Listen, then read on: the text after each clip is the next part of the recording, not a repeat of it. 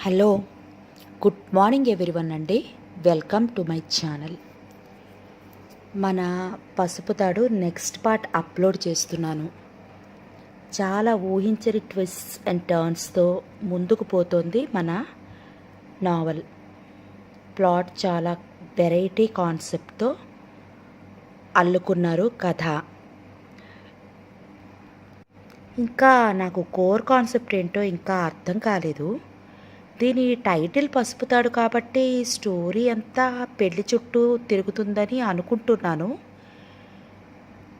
పెళ్లి దగ్గరే ట్విస్ట్లు వచ్చాయి కాబట్టి ఎస్, స్టోరీ పెళ్లి చుట్టే తిరుగుతోంది.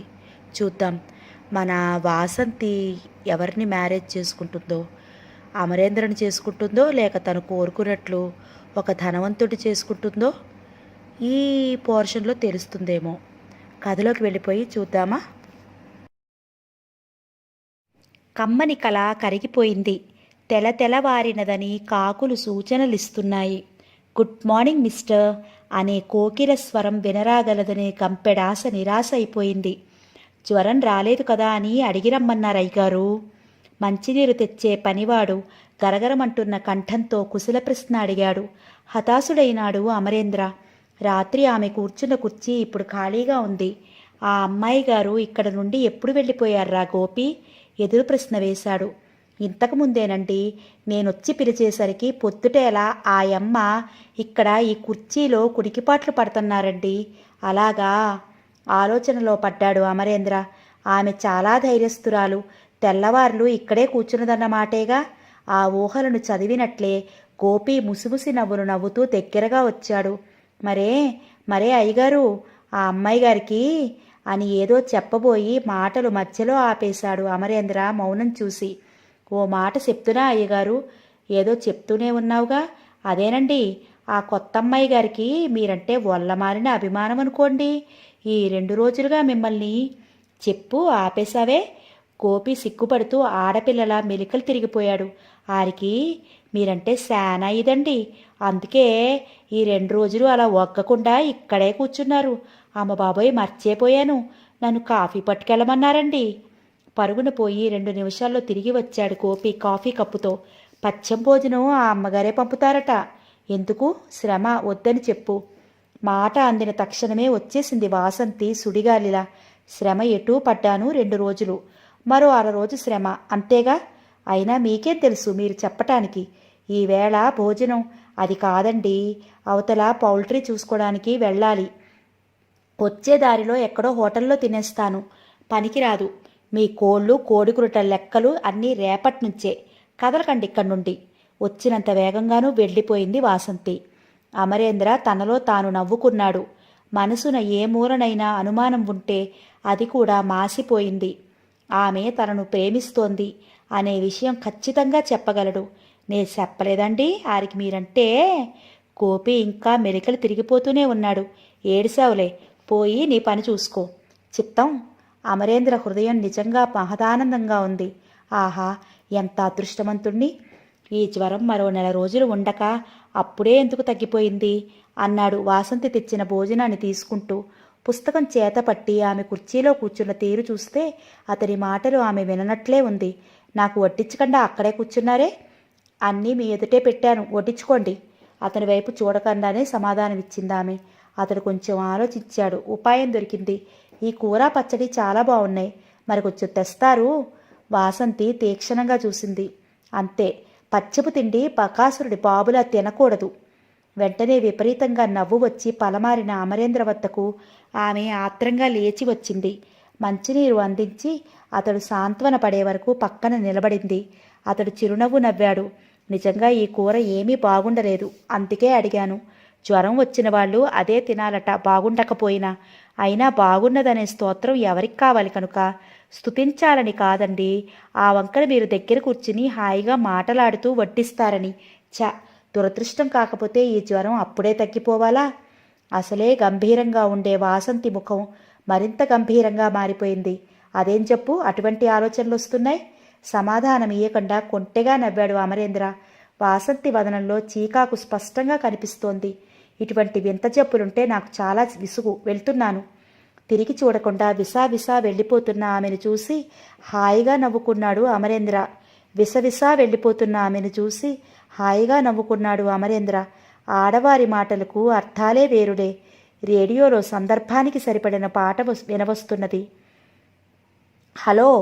చేతిలోని నవల మూసిపెడుతూ అప్పుడే వచ్చిన అమరేంద్రను పలకరించింది వాసంతి. ఏమిటి ఎండనొచ్చారు? పౌల్ట్రీ చూసుకుని వస్తున్నానులేండి. సాధారణంగా పగలంతా అక్కడే ఉంటాను గాని ఈరోజు కొంచెం బ్యాంక్ పని ఉండి వచ్చేశాను. కూర్చో బాబు. అయితే పౌల్ట్రీ అంటే అది కోళ్ల పెంపకం బాపతేగా? బియ్యం బాగు చేసుకుంటున్న సుభద్రమ్మ సంభాషణలోకి జ్వరపడింది. అదేనండి. అయ్యాయా బ్యాంకు పనులేవో? అయ్యాయి. దారిలో హోటల్లో భోజనం కూడా చేసేసి వస్తున్నాను. హోటల్ ఎందుకు? మరో 4 రోజులు మా ఇంట్లో తినమంటే వినవాయే. జ్వరపడి లేచిన వాడివు కదా. సుభద్రమ్మ అనునయంగా అంది. పర్వాలేదు రండి, ఎందుకు మీకు ఇంకా శ్రమ? అయితే ఆ కోళ్ల ఫారం మీద పెట్టుబడి ఎంత పెట్టావు? అప్పప్ప! వాసంతి బిక్కరగా విసుక్కుంటూ కూర్చుని చోట నుండి లేచి చికాకుగా చూసింది. ఇక్కడ నా కథేమో మంచి రసవత్తర ఘట్టంలో నడుస్తోంది. హీరో హీరోయిన్లు పంతాలతో బిగతీసి కూర్చున్నారు. మీ కోళ్ళు క్రుట్లు లెక్కలన్నీ విని చీదర పడలేనిప్పుడు. ప్రశాంతంగా చదువుకోవాలి అంటూ ఇక అక్కడ ఆగకుండా ప్రక్క గదిలోనికి పోయింది కోపంగా. అమరేంద్ర మందహాసంతో చూశాడు. చిన్న చిన్న పూల అద్దకంతో ఉన్న లేత పసుపు రంగు మ్యాక్సీలో విరబూసుకున్న జుట్టుతో చిరుకోపం కూడా భూషణమే ఎలరారుతున్న రూపంతో ఉన్న ఆమెను మరీ మరీ చూడాలని ఉన్న అమరేంద్ర ఆమె విసుగుదలను లెక్క చేయలేదు. పెట్టుబడి పెట్టావు, ఆదాయం ఎంత వస్తుంది అని అడుగుతున్నానబ్బాయ్. సుభద్రమ తన ప్రశ్నను జ్ఞాపకం చేసింది. పెట్టుబడి 10,000 అంతేగా, చిన్న ఫామ్ అన్నమాట. అంతేకాదులేండి, బ్యాంకు వారు మరో కొంత అప్పుగా ఇచ్చారు. అంతా కలిపి ఎంతైతేనే బ్యాంకు రుణం వాయిదాల ప్రకారం జమ కట్టవలసిందేగా. చప్పరించేసిందామె. కొంతవరకు తీరిందనుకోండి. పూర్తిగా విముక్తి అయ్యి నికరాదాయం కనిపించటానికి మరో 2 ఏళ్లు తీసుకుంటుంది. అబ్బా, అంతవరకు ఇలా లెక్క పెట్టుకుంటూ బ్రతకవలసిందేగా. తప్పుతుందా అండి? కష్టే ఫలి అన్నారు కదా. ఒక్కడినే కనుక ఖర్చులు తక్కువే. మా ఊరిలో ఒక ఇల్లుంది కనుక అప్పు తీర్చలేనని గాని మరో భయం గానీ లేదు. ఒంటరిగాడిని కనుక ఏ సహాయమూ లేక ఉన్నాను. అమ్మా నాన్న అంతా ఎప్పుడో పోయారు. ఈ మధ్య వివాహం చేసుకోవాలనుకుంటున్నాను. వినరాని విపరీతం విరిపించినట్లు చివారన తల ఎత్తి చూసింది సుభద్రమ్మ. ఇప్పుడా వివాహమా? నిలదీసినట్లే అడిగింది. అవునండి. ఏమలా అంటున్నారు? ఆదుర్దాగా అడిగాడు అమరేంద్ర. నీకింకా జీవితంలో స్థిరత్వమే ఏర్పడలేదు. పెళ్ళంటే మాటలా? పెళ్ళాం సంసారం ఎన్ని ఖర్చులుంటాయి? పర్వాలేదండి, అనవసరమైన ఏ అలవాటు లేదు నాకు. అన్నీ జాగ్రత్తగానే తట్టుకోగలను. అన్నీ ఆలోచించుకునే ఇన్నాళ్ల తర్వాత ఒక నిశ్చయానికి వచ్చాను. మీతో ఈ విషయం నేనే మాట్లాడదామనుకుంటుండగా మీరే ఆ ప్రసక్తి తీసుకొచ్చారు దైవికంగా. నాతో ఏం మాట్లాడాలని? ఆశ్చర్యం ప్రకటించుతున్నాయి సుభద్రమ్మ ముఖ కవళికలు. అదే వివాహం సంగతి. వాసంతి తెలివైన అమ్మాయి. నా తెలివిపై నాకు నమ్మకం ఉంది. మా ఇరువురికి ఒకరిపై ఒకరికి అభిమానం ఉంది. అయితే అమరేంద్ర మాటలకు తడుముకున్నాడు. ఇద్దరు తెలివైన వారు కలిసి జీవించితే ఆనందానికి అభివృద్ధికి లోటుండదు. నేను వాసంతిని వివాహం చేసుకుంటాను. సుభద్రమ్మ కనులు అత్యాశ్చర్యంతో క్రోధంగా ఒక్కసారి అమరేంద్రను నకసిక పర్యంతం వీక్షించాయి. చాలేవయ్యా పెద్ద మనిషి, ఇంకా ఏమో అనుకున్నాను. ఇదా నీ రాయబారం? అదేమండి, నేనేమి తప్పుగా మాట్లాడలేదే. వాసంతి తెలివి అందము చాలనుకున్నాను కానీ నేనేమి కట్న కానుకలు ఆశించడం లేదు. చాలే, ఇంకా వాసంతి పేరే నీకు? మాకు డబ్బు లేకపోతేనే వాసంతి అందమే చాలు. మహారాజు వంటివాడు తనంత తానే వచ్చి వాసంతిని వరించుతాడు. నీవెక్కడా? నీ అంతస్తెక్కడా వాసంతి పేరెత్తడానికి? దిక్ప్రభ చెందిన అమరేంద్ర తన తొందరపాటుకు తెలివిలేమికి లోలోన విచారించి మౌనంగా లేచి నిలబడ్డాడు. ముసలామె వాగ్ధోరణి ఇంకా సాగుతూనే ఉంది. ఏదో ఇరుగు పొరుగు కదా అని ఒకరికొకరు సాయంగా ఉన్నంత మాత్రాన చాలా దూరం పోయిందే నీ ఆలోచన. ఈనాడు మాకు డబ్బు లేకున్నా వాసంతి అందమే కట్న కానుకలు. ఈనాడేదో కాస్త కష్టాలతో ఉన్నంత మాత్రాన ముచ్చెంలాంటి పిల్లని దారిని పోయేవాడికి కట్టబెడతానయ్యా పెద్ద మనిషి. తలవాల్చి నిలబడి అన్ని మాటలను మౌనంగా సహించాడు అమరేంద్ర. క్షమించండి, మీ మనసుకు చాలా నొప్పి కలిగించాను. 2 చేతులు జోడించి ఆమెను చూడకనే తలవాల్చుకుని చకచకా నిష్క్రమించాడు. ఇంకా సుభద్రమ్మ వాక్ప్రవాహం ఆగలేదు. ఏదో ముసలామె ఒక్కతే కదా, మగదిక్కు లేని వాళ్ళు ఆసరా అందివ్వగానే ఎగిరి గంతేసి ఒప్పుకుంటారు అనుకుని గొప్ప పథకమే వేసుకొచ్చాడు పాపం కుర్రాడు. గడప దాటి వసారాలో నడుస్తున్న అమరేంద్ర ఆగి వెనక్కి చూశాడు. లోపల మూసిన తలుపులు మూసినట్లే ఉన్నాయి. ఈ జరుగుతున్న సంభాషణ ఏమీ పట్టించుకోనంతగా కథలో లీనమైపోయి చదువుకుంటున్నదా వాసంతి. తన గదికి చేరి ఉస్సురంటూ కూలబడ్డాడు. తప్పికగా ఉన్న మంచినీరు తీసుకుత్రాగే ఓపిక కూడా లేకపోయింది. చేతులారా కొని తెచ్చుకున్న అవమానానికి లోలోన చిత్తిచ్చుతున్న అతడు సుడిగాలిలా వచ్చిన వాసంతిని చూసి నివ్వెరపాటు నొందాడు. నేను అంతా విన్నాను.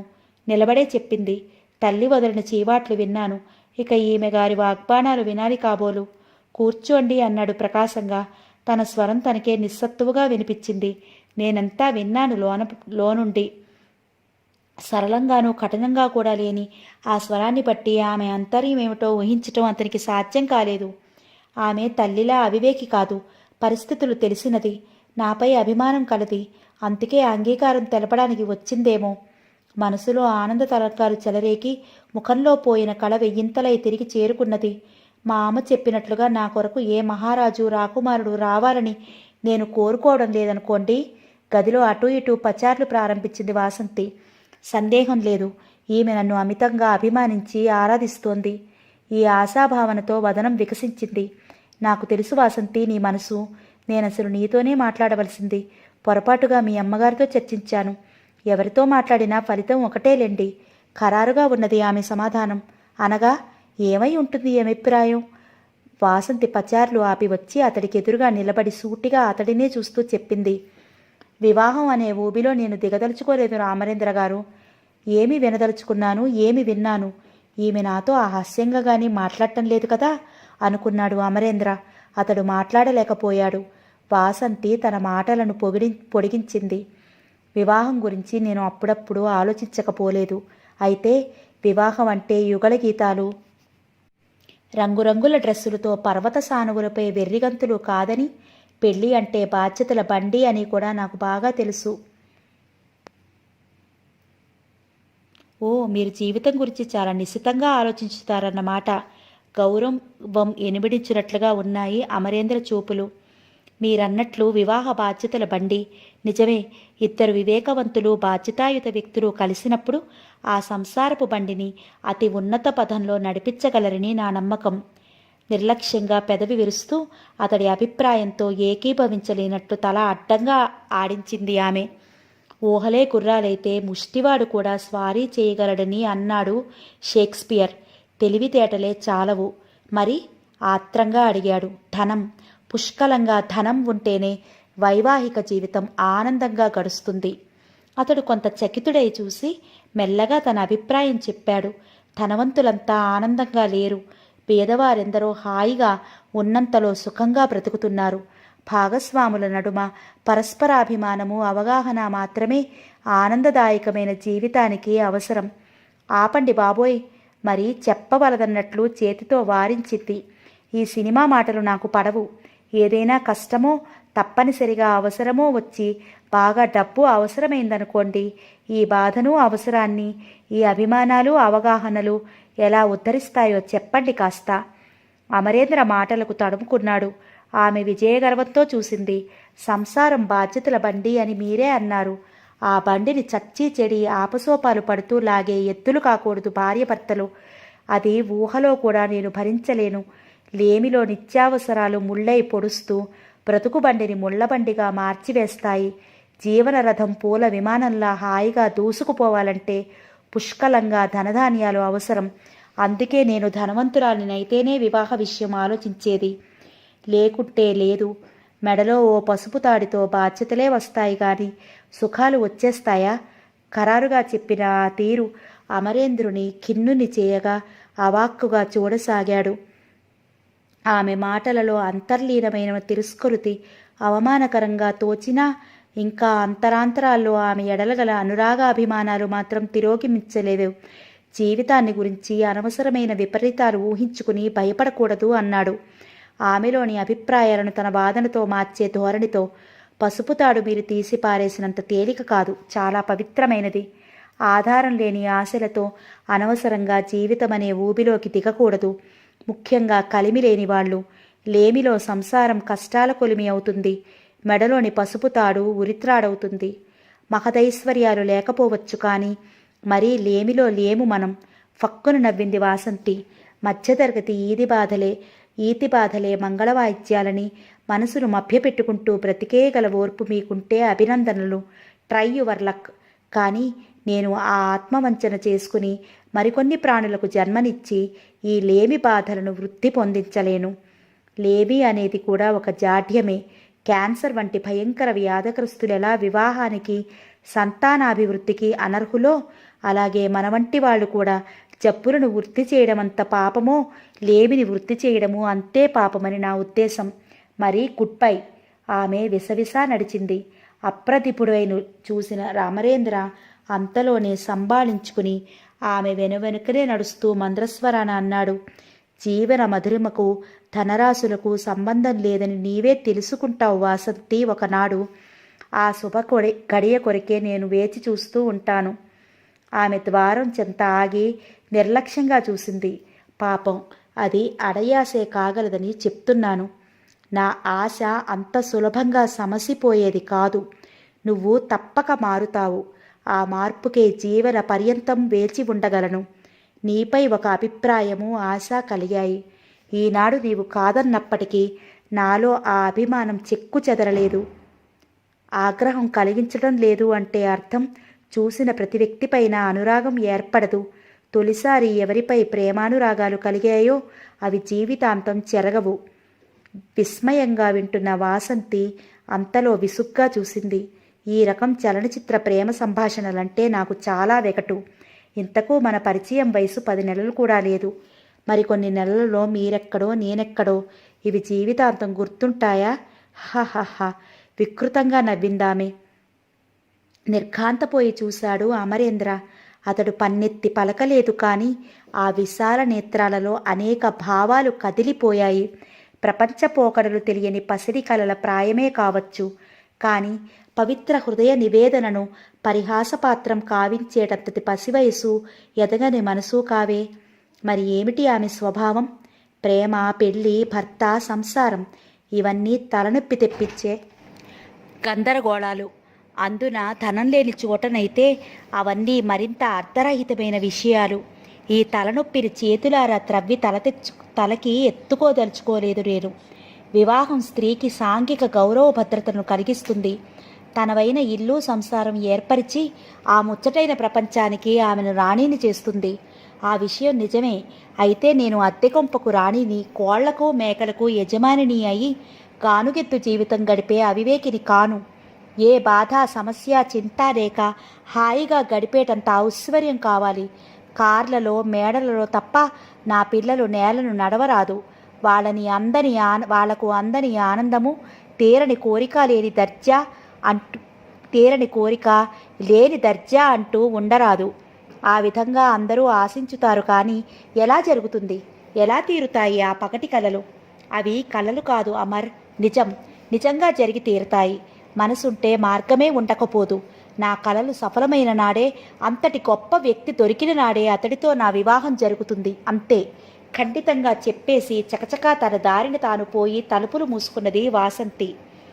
మ్రాన్పడి నిలిచిన అమర్ హృదయం సిగ్గుతో, అవమానంతో పాతాళానికి కృంగిపోయింది. వీధిలో నిలిచిన లారీలకు సామానులు ఎత్తించుతున్న అమరేంద్రను కిటికీలో నుండి చూసిన వాసంతి ఆశ్చర్యంగా బయటి వరండా మీదకి వచ్చింది. అప్పటికే మిగిలిన అన్ని వాటాల వాళ్ళు అక్కడ గుమిగూడి తమలో తాము తెగ మాట్లాడుకుంటున్నారు. లారీ డ్రైవర్తో మాట్లాడుతున్న అమరేంద్ర వాసంతిని గమనించలేదు. కొంతసేపటికి అతడు లోపలికి వెళ్ళాడు. అప్పుడు వాసంతిని గమనించలేదు. ఎక్కడికి వెళ్ళిపోతున్నారు? ఏమిటి హడావుడి? బ్రీఫ్ కేసులో కాగితాలు సర్దుతున్న అమరేంద్ర తిరిగి చూశాడు. గుమ్మంలో ప్రశ్నార్థక వదనంతో నిలిచిన వాసంతి ఊహించని విషయం జరిగిన ఆశ్చర్యం కదలాడింది అమరేంద్ర కనులలో. రండి రండి, నేనే మీ ఇంటికి వచ్చి చెప్పిపోదామనుకుంటున్నాను. ఏవని? ఎక్కడికి పోతున్నారు? అతడు ఏదో చెప్పటానికి ఉద్యుక్తుడై మరలా చెప్పలేకపోతున్నట్లు బాధగా ముఖం తిప్పుకున్నాడు. నుదుటిపైన చెమట బిందువులు నొత్తుకుంటున్నట్లు మరో పక్కకు తిరిగాడు. కొంత కాలయాపన నిమిత్తం. ఇల్లు మారుతున్నారా? ఊరే మారుతున్నాను. బాధను కప్పిపుచ్చుతూ చిరునగవుతో చెప్పాడు అమర్. ఇంకా అతడు చెప్పేదానికై ఆమె ఎదురు చూస్తోంది. ఇంకా అతడు చెప్పేదానికై ఆమె ఎదురు చూస్తోంది. బయట లారీలు రెండు పెద్ద శబ్దంతో దూసుకుపోయాయి. ఒక్కసారి అటు బాధగా చూసిన అమరేంద్ర కనులు తిరిగి ఆ గదినంతా కలయ చూశాయి. అంతా ఖాళీ. బీరువా, మంచం, కుర్చీలు, పుస్తకాల ర్యాక్, అతడు ఇంతకాలం ఒక్కటొక్కడిగా ఏర్పరచుకుంటున్న సామానంతా వెళ్ళిపోయింది. ఏ ఊరు? వాసంతి ప్రశ్న. ఇంకా నిశ్చయించుకోలేదు. ఆమె మతిలేని వారిని చూసినట్లు చూసింది. ఎక్కడికో తెలియకుండానే ఆ సామానంతా లారీలపై ఎక్కడికి చేరుతుంది? అవి చేరేది అప్పుల వాళ్లకు. నాకు మిగిలినది 4 జతల బట్టలు, ఈ బ్రీఫ్ కేసులో కాగితాలు. వాసంతి కనుబొమలు ముడిపడ్డాయి. బాగా నష్టం వచ్చిందా ఈ మధ్య? లేదు. పల్లెలో ఉన్న మా ఇల్లు పూర్తిగా కాలిపోయింది. పౌల్ట్రీ ఫామ్ పైనున్న అప్పులవి ఇటీవలే తీర్చివేసి రుణవిముక్తున్నయ్యాననుకుంటే ఈ ఆఘాతం తగిలింది. ఇప్పుడు ఏమిటి చేయబోతున్నారు? పౌల్ట్రీ సామాను అన్నీ అమ్మేశాను వీలున్నంత వరకు. ఎవరికీ పైసా రుణపడి లేననే సంతోషంతో మాత్రం వెళ్ళిపోతున్నాను. ఇంత జరిగినా మాకేమీ తెలియదాయే. ఏదో మాట్లాడాలి కనుక మాట్లాడినట్లున్నాయి కానీ ఆమె మాటలలో ఆర్ద్రత కానీ ఓదార్పు కానీ అణుమాత్రమూ వినిపించలేదు. అతడు నిర్వేదంతో అన్నాడు, మీకు బాగా కోపం వచ్చింది మరి. ఇటు చూడటము మాట్లాడటం మానివేశారు అన్నాడు. లేదు, అయినా ఇప్పుడు ఆ మాటలు దేనికి? వెళ్ళిపోతున్నాను. మరలా కలుస్తామో లేదో, అందుచేత జరిగినది మనసులో పెట్టుకోకండి. వాసంతి చురుగ్గా చూసింది. నాకెప్పుడూ లేదు మనసులో. మీ మనసు నుండే ఇక అవన్నీ శాశ్వతంగా తుడిచిపెట్టడం మంచిది. చూశారా, ఆనాడు మీరెంత భరోసాగా మాట్లాడారో. ఈనాడు ఏవైంది? కష్టసుఖాలు కావడి కుండలు. మరి బ్రతకటానికి ఏదో వేదాంతం. అయినా ఒంటరిగాళ్లే కనుక ఏం జరిగినా సరిపెట్టుకోవచ్చు. వెంట భార్యాబిడ్డలే ఉంటే మీతో పాటు చెట్టు క్రింద నిలబడేవాళ్లేగా. ఈ రోజున బాణం దెబ్బతిన్నట్టు గిలగిలలాడింది అతడి హృదయం. ఏమాత్రమూ సానుభూతి ప్రదర్శించకపోగా ఇటువంటి సమయంలో కూడా సవాళ్లు విసురుతున్న ఆమెను నకసిక పర్యంతం చూసిన ఆ చూపులో ఇదా నీ స్వభావం అనే ఆశ్చర్యం కదలాడింది. పైకి ప్రకాశంగా అన్నాడు, నిజం వాసంతి, ఆనాడు నా ప్రతిపాదనను నువ్వు ఆమోదించకపోవటం నిజంగా మేలే. చాలా మేలు జరిగింది. చాలా సంతోషంగా ఉంది. కానీ మిమ్మల్ని మాత్రం జీవితంలో మరువలేను. బాబోయ్, ఇప్పుడు మరలా ఆ ప్రేమ సంభాషణలు అవి వద్దు. మీ మనసు నుండి నన్ను పూర్తిగా తుడిచివేయటం ఇద్దరికీ క్షేమం. ఉదయం లేస్తూనే పనుల్లో జ్వరబడే అగత్యం ఉండకూడదు. కళ్ళు విప్పుతుండగానే కాఫీ అందించాలి నౌకర్లు. కాలు కదపపోతే కారు సిద్ధంగా ఉండాలి. అలాంటి జీవితం కావాలి. మీరేమో జీవితంలో ఇంకా స్థిరం లేక కుస్తీలు పడుతున్నారు. మనకెక్కడ పొత్తు కుదిరేది అన్నది ఆమె తన ధోరణిలో. అవమాన భారంతో ఎర్రబారింది అమరేంద్ర ముఖం. 2 నిమిషాల అనంతరం ఆ ముఖం ప్రశాంతంగా మారింది. పెదవులపై చిరునవ్వు నిలిచింది. నీ ఆశయాలని నెరవేరి అతి సుఖవంతమైన జీవితం గడపాలని మనసారా ఆశీర్వదిస్తున్నాను వాసంతి. నువ్వు ఇంతగా వివరించిన తర్వాత కూడా నీపై అటువంటి భావాలతో ఉండేంత అల్పునిగా మాత్రం నన్ను అంచనా వెయ్యకు. భుక్తి కోసం కట్టుబట్టులతో దేశం మీద పడుతున్నాను. బహుశా మనం మరలా కలుసుకోమనుకుంటున్నాను. ఏ విధంగానైనా కలియడం సంభవించినప్పటికీ నన్ను, నా జీవన విధానాన్ని ఇంతగా విమర్శించి నిరసించిన నీతో వివాహ ప్రసక్తిని తేవడం కానీ, నీతో జీవితాన్ని పంచుకోవాలనుకోవడం కానీ జరగదని హామీ ఇస్తున్నాను. సెలవు. ఆమె సమాధానం వెనకనే వెనుగుదిరికి చూడకుండానే బరువుగా సాగిపోయాడు అమరేంద్ర. దేవాలయ ప్రాంగణం కిటకిటలాడుతోంది భక్తులతో. అది సంక్రాంతి పర్వదినం. ఆలయం ఎదుట నదీ తీరం కూడా జనాకీర్ణమై ఉన్నది. పితృదేవతల ప్రీత్యర్థం అనేక దానధర్మాలు జరుగుతున్నాయి. అప్పటికి 2 రోజులుగా భోజనం లేని అమరేంద్ర ఒక చెట్టు నీడన కూర్చుని అన్నీ చూస్తున్నాడు. ఎక్కడో మతిమారిన వాళ్లా ఉన్నావు. కళ్ళెదుట తిండి, బట్ట, దక్షిణ అన్నీ దొరుకుతుంటే ఈసురోమని ఇక్కడ కూర్చున్నావే. పద పోయి భోజనం చెయ్యి. సుష్టుగా భోజనం చేసి తాంబూలము, రూపాయలు, బట్టలు అందుకుని వచ్చి ఆ చెట్టు నీడను నడుం వాలుస్తూ అన్నాడొకతను అమరేంద్రను ఉద్దేశించి. అమర్ మాట్లాడలేదు. అతను రెట్టించాడు. దానం ధర్మం పేరిట పనిచేయకుండా కూర్చుని తినటం నాకిష్టం లేదు అన్నాడు అమర్ నిక్కచ్చిగా. 4 జతల కళ్ళు చెవులు ఇటు తిరిగాయి ఆశ్చర్యంతో. ఈ పిచ్చికేం గాని పోయి తినిరా. రోజు తినాలంటే మాత్రం ఎవరు పెడతారు? అదిగో ఆ ముసలాయన మహాధనవంతుడు. ఏం లాభం? ఆ ధనం తినటానికి ఎవ్వరూ లేరు. అందుకు ఇలా పంచి పెడుతున్నాడు. వెళ్ళు, తిను. అప్పటికీ అమరేంద్ర మనసు అంగీకరించక అట్లాగే చూస్తూ కూర్చున్నాడు. అంతలో ఒక అనుకోని సంఘటన జరిగిపోయింది. ఆ వృద్ధుడి చెంతనున్న డబ్బుల మూటను చిక్కించుని పారిపోయాడొకడు. అంతా కలకలం, కేకలు, అరుపులు. మెరుపులా లేచిన అమరేంద్ర ఆ దొంగను వెన్నంటి పరిగెత్తాడు. అందరూ ఆశ్చర్యంగా, వినోదంగా చూసేవారే కానీ దొంగను పట్టడానికి ఎవరూ సిద్ధమవడం లేదు. అమరేంద్ర ఒక్కడే అతడిని తరిమి పట్టుకోవడమే కాక ఆరితేరినట్లు ముష్టి యుద్ధానికి తలపడిన ఆ దొంగను చావ చితక్కొట్టి డబ్బు సంచితో పాటు ఈడ్చుకొచ్చి ఆ ముసలాయన కాళ్లపై పడవేశాడు. ఆ దొంగ చాలా మొండికటం. నువ్వు 100 మందికి పంచిపెట్టేది నేను ఒక్కడనే తీసుకున్నాను, అంతే కదా తేడా? పెట్టిన చేత్తోనే కొడతావా? నీకేం పుణ్యం వస్తుంది ఇలాగైతే? పొగరుగా తల ఎగరవేస్తూ క్రూరంగా చూస్తూ అడుగుతున్న ఆ గళ్ళలుంగి యువకుణ్ణి ఆ ముసలాయన నౌకర్లు, డ్రైవరు అదిలించి మరలా కొట్టబోతున్న సమయంలో ఆగండి అని వారిస్తూ నిలబడిందొక యువతి. పోనీ చిన్నాన్న, అతడి మాట సబబే. ఆ డబ్బు నీకో లెక్కలోదా? పోనీ, అతడు సుఖంగానైనా బ్రతుకుతాడు అన్నదామె. ఆ కంఠస్వరం విని చకితుడైన అమరేంద్ర ఆ యువతిని పరీక్షగా చూశాడు. ఆమె వాసంతి. ఎంత ఖరీదైన వేషం! ఇది కళా నిజమా? పోనీ అండ్రావాణ్ణి వదిలిపెట్టండి. ఆమె కంఠంలో అధికారం ధ్వనించింది. అంతవరకు బలంగా పట్టి ఉంచిన ఆ యువకుణ్ణి వెంటనే విడిచిపెట్టారు డ్రైవర్, ప్రభృతులు. విముక్తి లభించిన ఆ యువకుడు వినమ్రంగా వాసంతికి చేతులు జోడించి గబగబా సాగిపోయాడు తన అక్రమ సంపాదనతో. విపరీత ఆశ్చర్యంతో తల మునకలవుతున్న అమరేంద్రను ఎవరో ఆ వృద్ధుని దగ్గరికి తీసుకుపోయారు. ఆలయం నుండి అప్పుడే వచ్చినందున జరిగిన ఉదంతం వివరాలు కానీ, అమరేంద్ర ఆ వ్యక్తిని పట్టిన వైనం కానీ తెలియని వాసంతి యథాలాపంగా అడిగింది, ఎవరితడు? అంతలోనే అమరేంద్రుడు గుర్తుపట్టినట్లుగా ఆమె ముఖ కవళికలే స్పష్టీకరించాయి.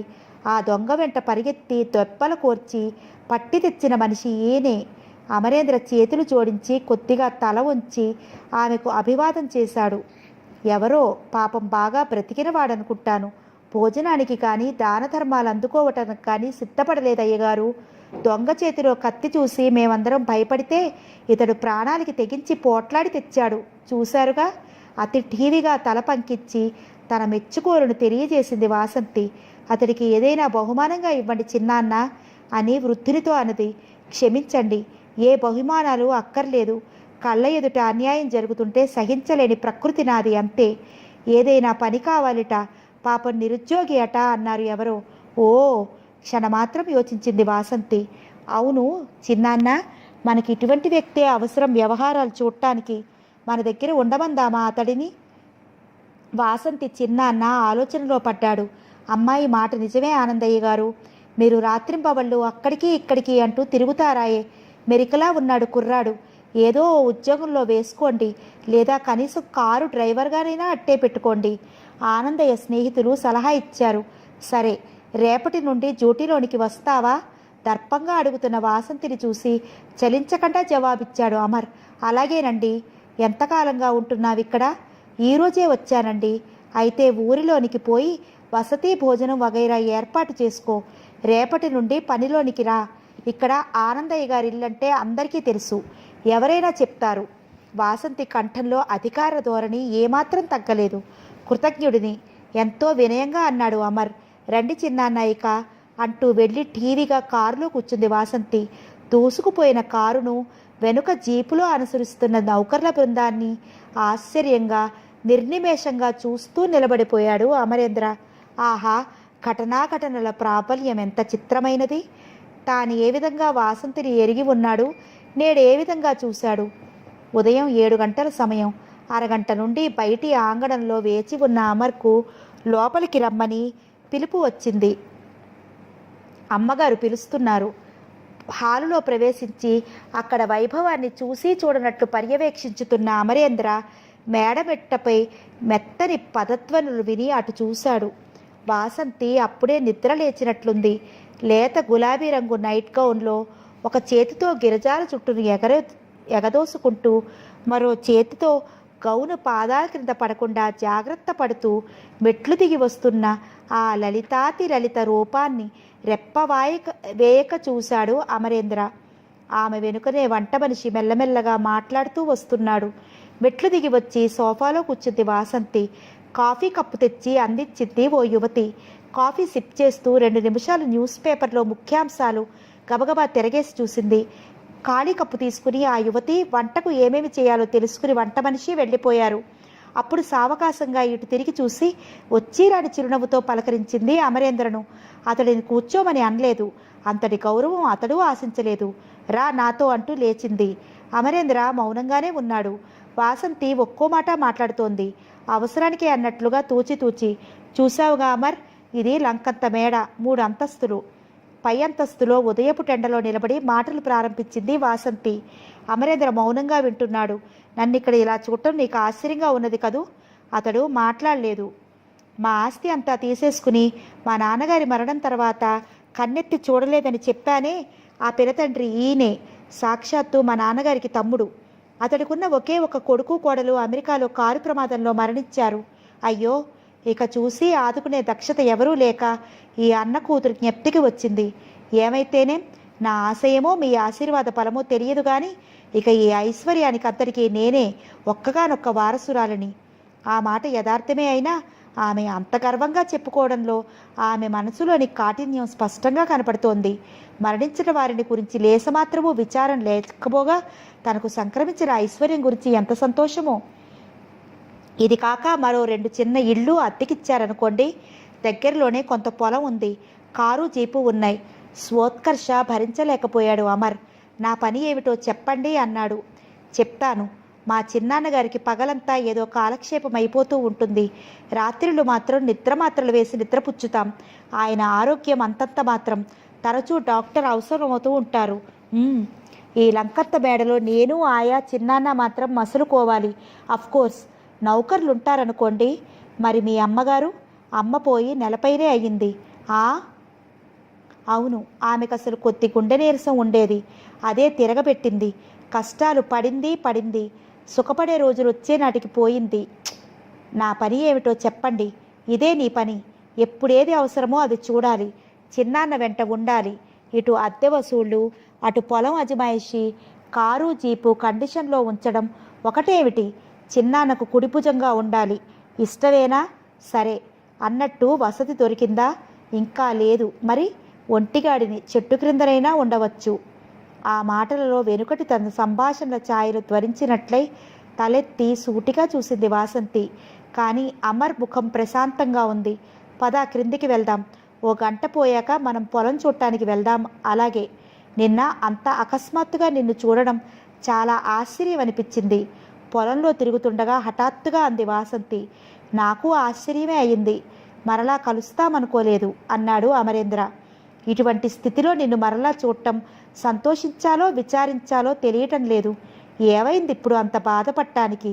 ఇది ప్రపంచం. ఊహించనివి అనేకం జరుగుతూ ఉంటాయి. అయినా నీవు సుఖంగానే ఉన్నావు కదా?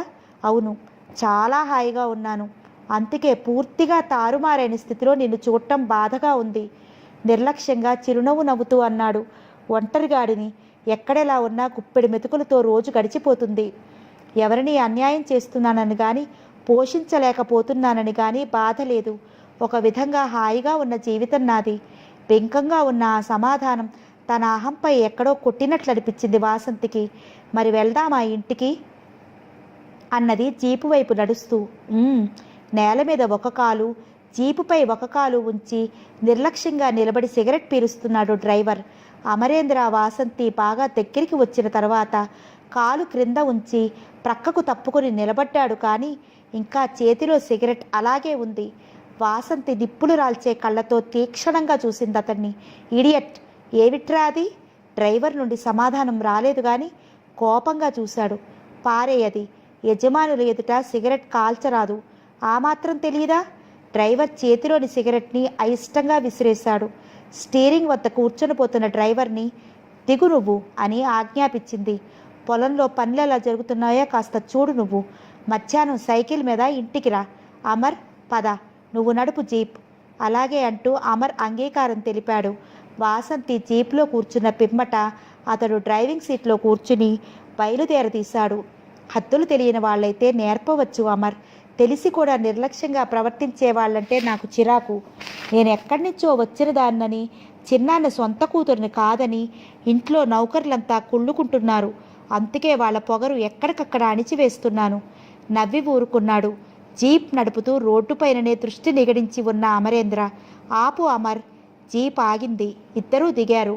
లాక్ చేసి తాళాలు చేతికి తీసుకుంటూ అంది, మనం ఇప్పుడు మళ్ళా పొలం వెళ్దాం ఖాళీ నడకన. అమరేంద్ర అర్థం కానట్లు చూశాడు. పొలానికి పోవడానికి ఇక్కడి నుంచి ఒక కాలిబాట ఉంది.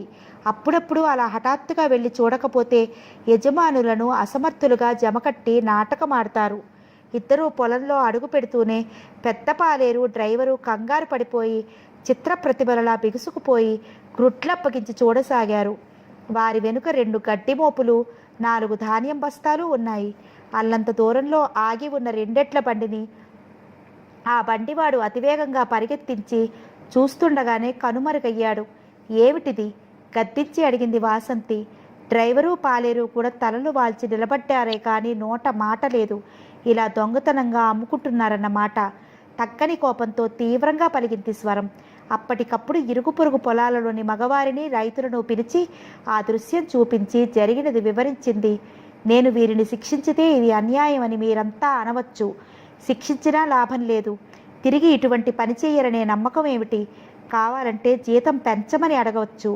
అయినా మా చిన్నాన్నగారు అందరికంటే ఎక్కువగానే జీతపత్యాలిచ్చి నౌకర్ల ఆలన పాలనను బాగానే చూస్తున్నారనేది మీకందరికీ తెలుసు. అవునండి, అంతా అంగీకరించారు. జీతం తక్కువై జీవితం గడపని వారు ఇలా కక్కుర్తి పడితే నేను క్షమించగలను. కానీ చిన్నాన్నగారు దుఃఖంతో ఉన్నప్పటి నుండి నేనే కదా ఈ వ్యవహారాలు చూస్తున్నది. చిన్నాన్నగారి కుమారుని మరణం, మా తల్లిగారి మరణం ఒకే నెలలో సంభవించాయి. ఆ సందర్భంలో దాన ధర్మాల రూపేణ ఆశ్రితులందరికీ ఎన్ని వస్త్రాలు ధనధాన్యాలు దక్కాయో మీకు తెలుసు. అవునమ్మా అవును, చిన్నదానివైనా అన్నీ ఎంత చక్కగా చేస్తున్నారో మాకు తెలుసు అని చూపరులంతా అంగీకరించారు. ఒక్కసారి అందరినీ కలిగి చూసింది వాసంతి. యాజమాన్యం లోపం ఏమీ లేదు కనుక వీరి అల్పబుద్ధికి శిక్షగా ఆ ఇరువురిని పనిలో నుండి తొలగించుతున్నాను ఈ క్షణంలోనే. ఇదిగో మీకు రావలసిన జీతం ఈ సాయంత్రమే ఇంటికి వచ్చి తీసుకుపోండి. పొండి, ఇంకా నిలిచి ఉన్నారెందుకు? డ్రైవరు పాలేరు తమ కోపాన్ని కాలినడక వేగంతో చూపుతూ నిష్క్రమించారు. అక్కడ చేరిన జనాన్ని ఉద్దేశించి చెప్పింది వాసంతి. ఇదిగో ఈయన అమరేంద్ర, మా వ్యవహారాలన్నీ చూడటానికి నియమించబడిన మా మేనేజర్. అలాగేనమ్మా, బాగుంది, మంచి పని చేశావు అన్నారు ఎవరో మెచ్చుకోలుగా. అమర్, ఈ బాధ్యతలన్నీ నువ్వు బాగా నిర్వర్తించాలి. మన పనివారెవరికి ఏ లోపము లేకుండా చూడు. కానీ యజమాని విచారంలో ఉండగా ఇటువంటి విశ్వాసఘాతకానికి ఒడిగట్టే వారిని మాత్రం క్షమించకు. అలాగేనండి, మీకు నాపై గల నమ్మకానికి కృతజ్ఞతలు అన్నాడు వినయంగా అమరేంద్ర. పద అమర్, నన్ను ఇంటి వద్ద దిగవిడిచి నువ్వు వచ్చి నీ పనులు చూసుకో. అలాగేనండి. జరిగినదంతా అనవసరమైన ఆర్భాటంగా అనిపించుతోందా అమర్ నీకు? తిరుగుదారిలో అడిగింది వాసంతి. లేదు, చాలా తెలివిగా వ్యవహరించావు గంభీరంగా అన్నాడు. మరి నువ్వంత మౌనంగా ఉన్నావే? ఏమీ లేదు, ముక్కు మీద కోపం గల అమ్మాయివే అనుకున్నాను. కానీ ఇంత వ్యవహార దక్షత నీలో ఉన్నదని తెలిసి మెచ్చుకోకుండా ఉండలేకపోతున్నాను. థ్యాంక్స్. కానీ ఒకటే భయం, మీరు అందరికీ శత్రువుగా మారిపోతున్నారేమోనని. వాసంతి ప్రసన్నవదనం గంభీరంగా మారిపోయింది. ఆ విషయం వదిలేయి, కానీ నలుగురి ఎదుట మాత్రమే నన్ను మీరు అని సంబోధించు చాలు. అదేలాగా పాత అలవాటున ఒక్కొక్కప్పుడు పొరపాటుగా ఏకవచన సంబోధన వచ్చేస్తోంది. అలా రాకుండా ఇక జాగ్రత్త తీసుకుంటాను. మీరు నాకు ఇప్పుడు యజమానులు కదా. అమర్, నాకు కోపం తెప్పించకు. నన్ను నలుగురి ఎదుట యజమానిగా గౌరవించవలసిందే. కానీ మనిద్దరమే ఉన్నప్పుడు అది అవసరం లేదు అని ఖరారుగా చెప్తున్నాను. మన పాత స్నేహం స్నేహమే. థ్యాంక్స్ వాసంతి, మెనీ థ్యాంక్స్ అంటున్న అమరేంద్ర మనసు ఆనందలాస్యం చేసింది. కనులు ప్రేమతో కళకళలాడాయి. జరిగినదంతా విన్న ఆనందయ్య వాసంతి అనుసరించిన విధానానికి హర్షం ప్రకటించాడు. మేనేజరుగా అమరేంద్రను సరిగానే నిర్ణయించిందని సమర్థించాడు. వంట మనిషి భోజనం సిద్ధమైనట్లు చెప్పాడు. నేను వెళ్తున్నానండి, సాయంకాలం కనిపిస్తాను. పొలాల నుండి తిరిగి వచ్చాక అని నిష్క్రమిస్తున్న అమరేంద్రను ఆనందయ్య అడిగాడు. అమర్, ఎక్కడుంటున్నావు? క్రొత్తగా వచ్చాను కదండి, ఇంకా సరైన ఇల్లు చూడలేదు, త్వరలోనే చూసుకుంటాను. మరిప్పుడు భోజనం హోటల్కి వెళ్తున్నావా? అవునండి. వాసంతి, అమర్ వేరే ఎక్కడో ఉండటం దేనికి? మనకి అన్ని వేళలా అన్ని పనులు చూసే వ్యక్తి ఇక్కడే ఉంటే బాగుంటుంది కదా. అతడికి ఇక ఎవరూ లేరట కదా పాపం. భోజనానికి వేరే ఏం అవస్థ పడతాడులే. ఏమంటావు అన్నాడు ఆనందయ్య. అవును, నాకు అలాగే అనిపించింది. వెనకవైపు గదులు చాలా ఖాళీగా పడి ఉన్నాయి కదా, ఓ భాగం అతనికి ఏర్పాటు చెయ్యి. అలాగే, సరళంగానే అంగీకరించింది వాసంతి. దా అమర్, ఇంకా అలా నిలబడిపోయావేమిటి? నీ భోజనం నివాసం అన్నీ ఇక్కడే. దా, భోజనం సమయం అయింది. ఆనందయ్య ఆప్యాయంగా ఆహ్వానించాడు. మారు మాట్లాడలేని పరిస్థితి కావడం వల్ల మౌనంగా వారి టేబుల్ వద్ద వారి సరసనే భోజనం చేశాడు. భోజనాల సమయంలో వాసంతి మౌనంగా ఉండటానికి ఎదుట పెద్దవారైన ఆనందయ్య ఉండటం వలన, లేక తాను ఆ ఇంట నివాసం ఏర్పరచుకొని అన్నపానాదులు అక్కడే జరగడం వలన అని అమర్ తెలుసుకోలేకపోయాడు. ఒకవేళ తాను అక్కడ ఉండటం ఆమెకి ఇష్టం లేదేమో అనుకున్నాడతను. 2-3 సార్లు వాసంతిని చూశాడు, కానీ ఆ ముఖంలో అప్రసన్నత, అయిష్టత వంటివేమీ అతడికి కనిపించలేదు. ఉన్నట్లుండి ఈమె ఎంతకింత గంభీరంగా మారిపోయింది. అప్పుడు అతడికి అది తెగని ప్రశ్నే అయ్యింది. నిమిషాలలో అతడికి 2 గదులు శుభ్రపరిచి ఏర్పాటు చేశారు. భోజనానంతరం తిరిగి పొలం పోబోతున్న అమరేంద్ర గుమ్మం వద్ద అలికిడికి వెనక్కి తిరిగి చూశాడు. అతి సుకుమారంగా అమాయకంగా ఉన్న 18 ఏళ్ల లావణ్య రాశి నిలిచి ఉన్నది. మొదటిసారి చూసిన వారిని చకితులను కావించేంత సౌందర్యం ఆమెది. చూసేవారికి వాసంతిని అందగత్తె అనాలో, ఆ అమ్మాయిని అందగత్తె అనాలో మీమాంస పుడుతుంది. మిమ్మల్ని వాసంతి గారు పిలుస్తున్నారు అని చెప్పేసి వెళ్ళిపోయింది ఆ అమ్మాయి. వాసంతిని కలుసుకోవాలంటే ఆ విశాల భవనంలో ఏ మూలన ఉంటుందో ఆలోచిస్తూ మధ్య హాల్లోనికి వచ్చి తచ్చాడసాగాడు అమర్.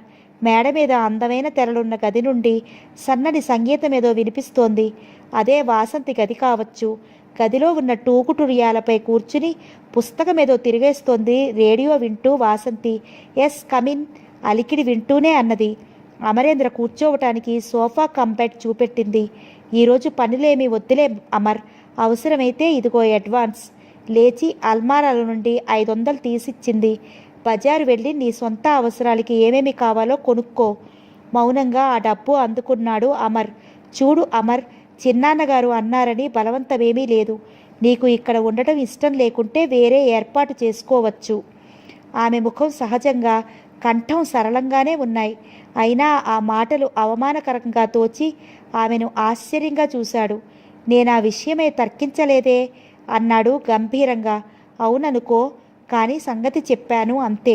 ఎందుకో నేను ఈ ఇంట ఉండడం మాత్రం వాసంతికి ఇష్టం లేదు అనుకున్నాడు అమరేంద్ర. అన్నట్టు నేను వస్తున్నాను బజారుకి. ఓ అరగంటలో బయలుదేరదాం. అలాగే. సరిగా అరగంటకే బయలుదేరింది జీప్. సుజాత, నేను బజారుకి వెళ్తున్నాను. చిన్నాన్నను జాగ్రత్తగా చూసుకో కాస్త అని చెప్పేసి బయలుదేరింది వాసంతి. అలాగే అక్క అంటూ తన గది బయటికి వచ్చి వాళ్ళు వెళ్ళిపోయే వరకు చెయ్యి ఊపుతూ నిలబడింది సుజాత. వాసంతి ఆ అమ్మాయి మరో పినతండ్రి కూతురు. తల్లి తండ్రి లేరు. చాలా సంవత్సరాల నుండి ఇక్కడే పెరుగుతోంది అని చెప్పింది అమరేంద్రతో. ఓహో, మనం త్వరగా వెళ్ళిపోవాలి అన్నది బజార్లో జీప్ దిగుతూనే. ఆలస్యం అంతా అమరేంద్రదే అయినట్లు. అమరేంద్ర పని 15 గంటలోనే ముగిసింది. 2 జతల బట్టలు, ఓ రిస్ట్ వాచి మాత్రం కొనుక్కున్నాడతను. తీరిగ్గా బట్టల ఎంపిక ప్రారంభించిన వాసంతి గంట గడిచినా ఏమీ కొనుగోలు చేయలేదు. అమరేంద్ర మౌనంగా చేతులు కట్టుకుని నిలబడి ఉన్నాడు. హల్లో వాసంతి. దుకాణం ముందు ఆగిన కారులో నుండి దర్జాగా దిగి వచ్చిన యువతీ యువకులు ఒకేసారి ముక్త కంఠంతో పలకరించారు వాసంతిని. ఓ, మీరెప్పుడొచ్చారు? ఆ యువకుడిని చూసి అతి సంతోషపడుతూ అడిగింది వాసంతి. దుకాణంలో ఉన్న స్త్రీల దృష్టిని, ముఖ్యంగా యువకుల దృష్టిని తన వైపే తిప్పుకోగలిగిన ఆ సమ్మోహన రూపాన్ని అమరేంద్ర కూడా తదేకంగా చూశాడు. పురుషులలో కూడా ఇంతటి సౌందర్యం ఉంటుందా అనుకున్నాడు అమరేంద్ర. నేను వచ్చి 2 రోజులైంది. ఈరోజే మీ ఇంటికి రావాలనుకుంటున్నాను, ఆ యువకుడు వాసంతితో అన్నాడు. అబద్ధం. నేను కనిపించాను కనుక ఆ మాట అంటున్నారు. నేరారోపణ చేస్తున్నట్లు అన్నది వాసంతి. క్షమార్హుడిని. ఏం శిక్ష వేస్తారో వెయ్యండి పోని. నువ్వు నిజం చెప్పు విమల, మీ అన్న అసలు మా ఇంటికి రావాలనుకున్నారా? వాసంతి అడిగింది. విమల చతురంగా నవ్వింది. పోనీ శిక్ష అడిగాడుగా, మరి ఏ సినిమాకి వెళ్దాం? ఏం మోహన్, పిక్చర్కి వెళ్దామా, మా ఇంటికి వెళ్దామా? మోహన్ ఎంతో మధురంగా నవ్వాడు. మీ ఇష్టం, అయినా నన్ను అడిగితే పిక్చరే బాగుంటుంది అంటాను. నాకు ఇష్టమే అది అంటున్న వాసంతి కనులలో తానెప్పుడూ పూర్వం చూడని తళుకు గోచరమైంది అమరేంద్రకు. వచ్చినప్పటి మోహన్ చూపులు వాసంతిని తినివేస్తూ ఉండడం కూడా చూశాడతను. ఎన్నిక చేసిన దుస్తులు బేరము అన్నీ అలాగే వదిలివేసి బయలుదేరింది వాసంతి. అమర్, నువ్వు జీప్ తీసుకుని ఇంటికెళ్ళిపో. నేను వీరు సినిమాకి వెళ్తాం. మోహన్ గారితో సినిమాకి వెళ్ళానని చిన్నాన్నకు చెప్పు. అలాగే, నువ్వు ఎటూ వెళ్ళక ఇంట్లోనే ఉండాలి. ఆ సుజాత తెలివి తక్కువది, ఉన్నా లేకున్నా ఒకటే అని హెచ్చరించింది. సుజాత అంటే సన్నగా సంపెంగ పువ్వులో ఉండే అమ్మాయేనా? జ్ఞాపకం చేసుకుంటూ అడిగాడు మోహన్. అవును, అదే. ఓ తెలివి లేదు, తేట లేదు, చదువు ముందే లేదు, వాజమ్మ విసుగ్గా అంది వాసంతి. ఇతడెవరు? మోహన్ జీప్ స్టార్ట్ చేస్తున్న అమరేంద్రను నిశితంగా చూస్తూ అడిగాడు. మా బాబాయ్ వ్యవహారాలేం చూసుకోవడం లేదుగా, అందుకని మేనేజర్ని నియమించాం. పేరు అమరేంద్ర. నాకు వేరే పనుంది, నువ్వు వాసంతి వెళ్ళండి అన్నయ్య అంటూ విమల మరో దుకాణంలోనికి పోయింది. మోహన్ వాసంతిల కారు దూసుకుపోతుంటే అమరేంద్ర మనసు ఎందుకో సన్నగా మూలిగింది. ఉదయం పొలంలో పాలేళ్ల విషయంలో అతి తెలివిగా వ్యవహరించిన వాసంతికి ఇప్పుడు పనులన్నీ మరిచి మోహన్తో పరిగెత్తిన వాసంతికి ఎంత తేడా! ఎందుకు ఈమె రంగులు ఇలా నిమిషానికి మారిపోతున్నాయి?